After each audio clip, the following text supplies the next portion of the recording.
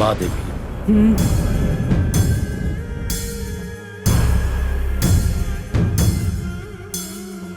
अरुण के बात के दिल पे मतलब ओकरा बदतमीजी खातिर हम तोहरा से माफी मांगता।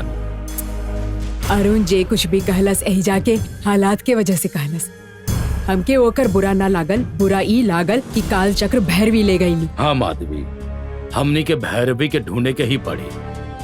का तू अपन मंत्र शक्ति से ओके ढूंढ पाइबू?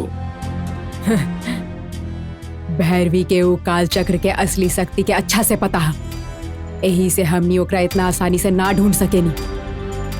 ई का कहा तड़ू माधवी? भैरवी के अगर ढूंढे के हता, भैरवी के बिया कौन गांव के बिया ओकर सारा कुंडली के पता लगाए के होखी। भैरवी एगो ज्ञानी मांत्रिक औरत है, ये हम जानत नहीं। भैरवी के बारे में हम ज्यादा नहीं जानत।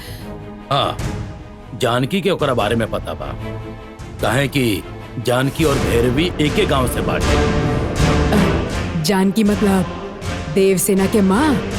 हाँ माधवी, जानकी अरुण के पहली पत्नी रहे। दुर्भाग्य से ओकर मौत हो गई।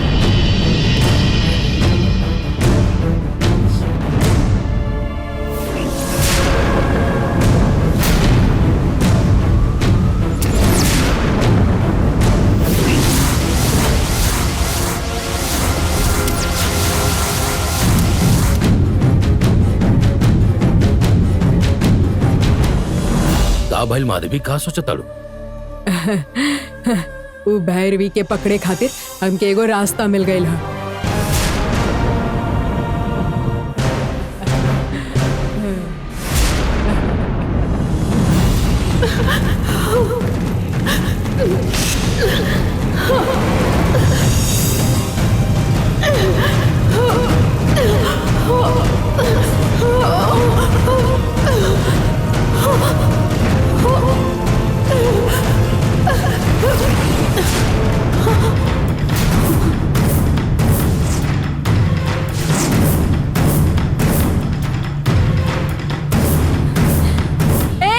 हमके बंधन में बांध के कहाँ गए रहलू? हमारी बेटी के साथ का कइलू? बोला, देवसेना के साथ का कइलू? तो हमके आजाद कर रही, जैसे हमके हमारी बेटी से मिले क्या? नमन नमः शिवाय, नमन नमः शिवाय, नमन नमः शिवाय। हमके अभी के अभी ई मंत्र बंधन से आजाद करा। नमन नमः शिवाय, आजाद करा हमके।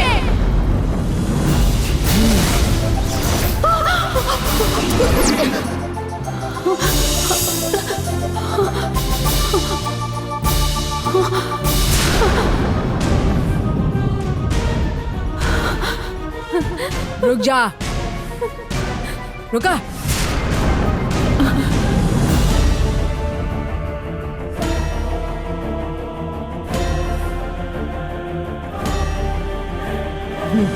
काहे हम ही तो के बंधन में बंधले रहनी और हम ही तो के आजाद करनी, पूछबू ना काहे? हमके बाहर निकल लू, ई हमरा खातिर काफी है। बतावा हमार बेटी के साथ का कइले बड़ू? हम तहार बेटी के कुछ ना कहनी है। तहार बेटी महल में बिल्कुल सही सलामत बिया। उ दिन देवसेना के इस्तेमाल कई के नंदिनी हमार तपस्या भंग कैले रही और हम देवसेना के इस्तेमाल करके नंदिनी के बारे में जाने चाहत रहनी। बाकी ओकरा बाद महल में जाके पता चलल कि राजशेखर के पोती देवसेना बिया। राजशेखर के पोती बिया ई जाने के बाद देवसेना के ऊपर हमार गुस्सा कम हो गई। अगर हमके पता हो खत कि तू और उनके बीवी बाड़ू तो हम तो के बंधन में कबो ना बनती। हमरा वजह से तो के तकलीफ भइल, ओकरा खातिर माफी चाहतनी। अब तो के समझ में आ गए ना, ये हमरा खातिर काफी है। हमके पहले महल में जाके हमार बेटी से मिले के चल तन रुका जानकी। ओकरा से पहले तो के हमारे को मदद करे के होखी। कैसन मदद चाहिए? वो भैरवी राजशेखर के काल चक्र के लेके भाग गई बिया। वो काल चक्र के इस्तेमाल करके महल के लोगन के मारे के कोशिश कर रहल बिया और यही खातिर कुछ भी कह के हमनी के वो काल चक्र लेवे के हम। एकरा में हम का कर सकेनी? वो बहुत बड़ योगिनी बिया। अगर ओकरा पता चल गई तो हमके कोनो मंत्र बंधन में डाल दी। तो के कुछ ना करे के हमके पता चलल कि तू और भैरवी एक ही गांव से बड़ू, यही से ऊ भैरवी का करत रहली, ऊ मंत्र विद्या कहाँ से सिखले बिया, ओकर परिवार में के हमके ई सब कुछ जाने के भैरवी बचपन से ही चली माता के भक्त बिया, इतना हमके पता है। वो बीच बीच में गांव के बाहर जात रहली, वो कहाँ जात रहली आत रहली ये हमके ना पता। हम तो भैरवी के बहन कविता के अच्छा से जानत रहनी। वो कविता आप कहाँ बिया? कविता अभी दुनिया में नहीं थी।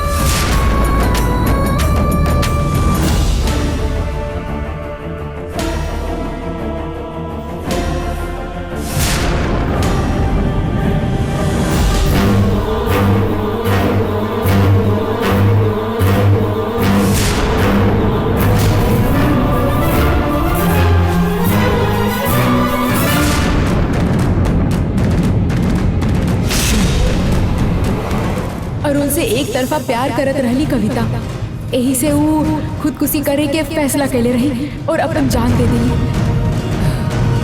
ओकर खुदकुशी के पीछे इतना बड़ दुख रहे तो कविता के आत्मा के शांति ना मिलल होगी, कविता के आत्मा तड़पत होगी।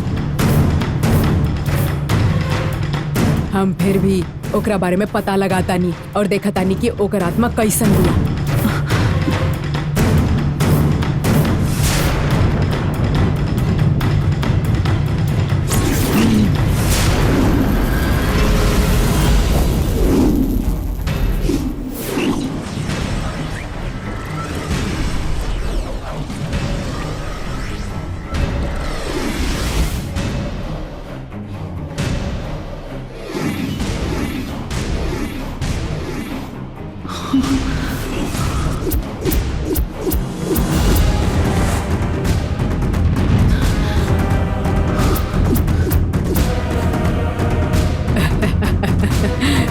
रउआ हंस काहे रहल बानी?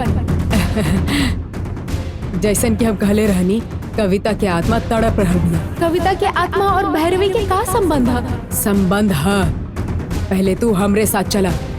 कहाँ जाके?